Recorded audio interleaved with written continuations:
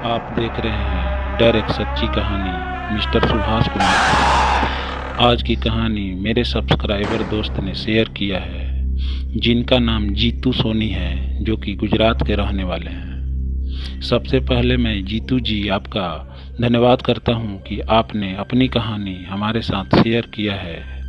दोस्तों, अगर आपके पास भी कोई सच्ची घटना या कहानी है तो आप हमारे इंस्टाग्राम आईडी पे शेयर कर सकते हैं, जिसका लिंक डिस्क्रिप्शन बॉक्स में दिया हुआ है। तो दोस्तों, बढ़ते हैं आज की कहानी की ओर। जीतू जी आगे बताते हैं कि एक रोज की बात है, जब मैं मेले से रात को 11 बजे अपने घर पे जा रहा था। सड़क बहुत ही सुनसान थी। तभी मेरी एक्टिवा खराब हो गई। मैं घर से बहुत दूर था। रात को 11 बजे सड़कें सुनसान एवं काली अंधेरी रात में घिर चुकी थी। सड़क पे कोई दिखाई नहीं दे रहा था। थोड़े देर खड़ा रहने के बाद एक बस मेरे पास आकर रुकी। मैं उसमें चढ़ गया। चढ़ने के बाद बस चल पड़ी। मैंने बस के अंदर देखा तो बस में कोई नहीं था। ये देख के मैं पूरा डर गया। बस बिल्कुल ही खाली थी, केवल एक ड्राइवर उसे चला रहा था। तभी बस के पिछले सीटों की तरफ से आवाज़ आई, आपको कहाँ जाना है? ये सुनते ही मैं पूरा डर गया और पीछे देखा तो कोई नहीं था। थोड़े देर होने के बाद वापस आवाज़ आई, आप नाश्ता करोगे? जैसे ही मैंने पीछे मुड़ के देखा तो देखा कि कुछ लड़के पिछले सीट पे बैठे हुए हैं, जो कि देखने में पूरी तरह से अलग ही दिख रहे थे। इतना देखने के बाद मैं और पूरी तरह से डर गया। फिर मैंने जैसे ही अपने आगे देखा तो देखा कि एक लड़का मेरे आगे बैठा हुआ है। मैं सोचने लगा कि अभी कोई नहीं था बस में, इतने सारे कहाँ से आ गए।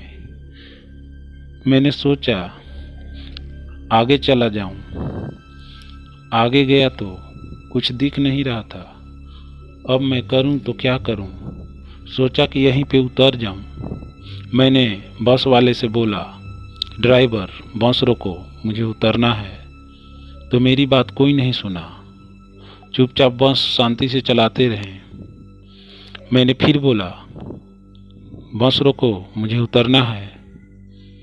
फिर भी कोई नहीं बोला, केवल शांति से बस चलाते रहे। कुछ दूर चलने के बाद रास्ते में एक गांव दिखाई दिया। उस गांव के पास वो बस आके रुकी। बस रुकने के बाद मैं झट से उतर गया। उतर के अभी आगे बढ़ने ही वाला था तो पीछे से आवाज़ आई, तू कहाँ जा रहा है? पीछे देखा तो कोई नहीं था। डर के मारे मेरी हालत बहुत ही खराब हो रही थी। किसी तरह मैंने अपने आप को हिम्मत देते हुए वहाँ से तेज कदमों से दौड़ लगा दी और दौड़ते हुए गांव की ओर भागा। उतने रात को मेरी दौड़ते हुए आवाज़ सुनकर कुछ गांव वाले जग गए। उन्होंने मुझे वहाँ पे रात को रुकने के लिए बोला। मैं रुक गया और मैंने अपनी आप बीती सारी उनको सुनाई। सुबह होने के बाद गांव वालों ने बताया कि कुछ साल पहले एक बस एक्सीडेंट हो गया था, जिसमें कुछ लड़के मर गए थे। इसी कारण से अक्सर रात को वो बस दिखाई दे दिया करती है और लोगों को लिफ्ट दिया करती है।